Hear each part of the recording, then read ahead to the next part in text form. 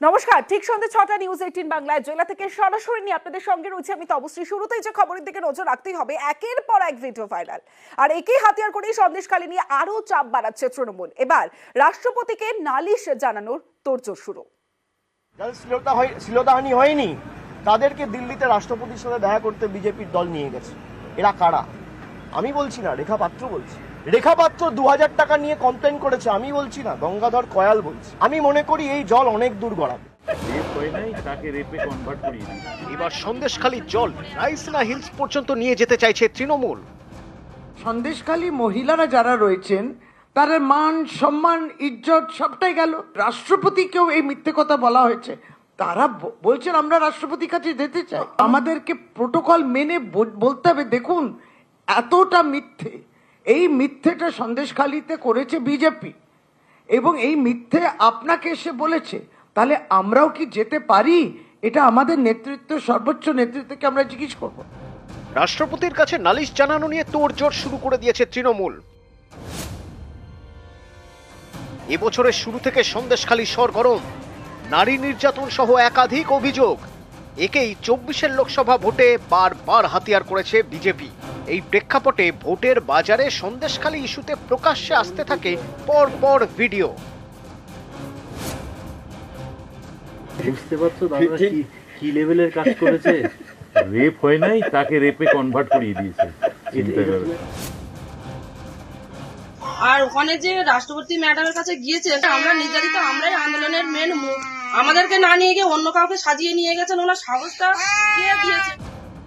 একের পর এক ভাইরাল ভিডিওতেই পাশা বদল। এই ভাইরাল ভিডিওগুলিকে হাতিয়ার করে এবার পাল্টা চাপ বাড়াচ্ছে ঘাসফুল শিবির। তারা একেবারে ত্রিফলা আক্রমণে। দলগতভাবে অনুরোধ করেছি আমাদের দলনেত্রীকে যে রাজ্য সরকারের তরফ থেকে এই পুরো ভিডিও ফুটেজ যেটা জনসমক্ষে এসছে সুপ্রিম কোর্টের বিচারের সময়, শুনানির সময়, যেন পুঙ্খানুপুঙ্খভাবে ডিটিপি করে জমা দেওয়া হয়।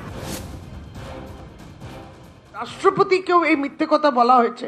তারা বলছেন আমরা রাষ্ট্রপতির কাছে যেতে চাই। আমাদেরকে প্রোটোকল মেনে বলতে হবে, দেখুন এতটা মিথ্যে, এই মিথ্যেটা সন্দেশখালীতে করেছে বিজেপি এবং এই মিথ্যে আপনাকে এসে বলেছে, তাহলে আমরাও কি যেতে পারি?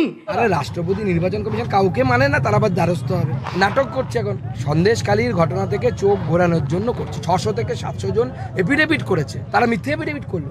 আচ্ছা 164 হয়েছে ম্যাজিস্ট্রেটের সামনে।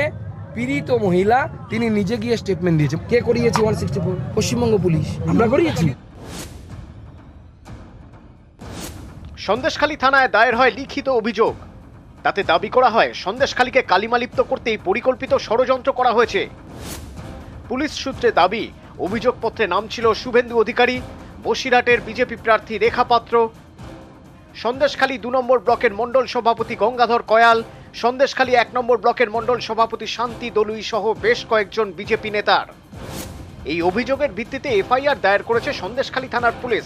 এফআইআর এর নাম রয়েছে রেখা পাত্র, গঙ্গাধর কয়াল, শান্তি দলুই সহ 7 জনের। ষড়যন্ত্রের অভিযোগ সহ মোট 11টি ধারা দেওয়া হয়েছে এফআইআর এ।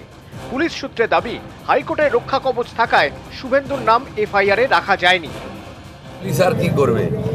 ওই তামেদারি করবে পোষা কুকুরের মতো। এর বিরুদ্ধে এফআইআর, ওর বিরুদ্ধে কেস, এর বেশি কিছু করতে পারে না। শাহজাহানের জুতো বয়ে নিয়ে যেত, এদের দম নেই। শাহজাহান তার চামচাদের গায়ে হাত দেয়।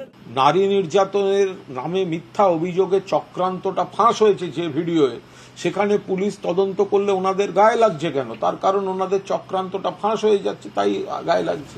রেপ হয় নাই, তাকে রেপে কনভার্ট করিয়ে দিয়েছে। নিউজ 18 বাংলা।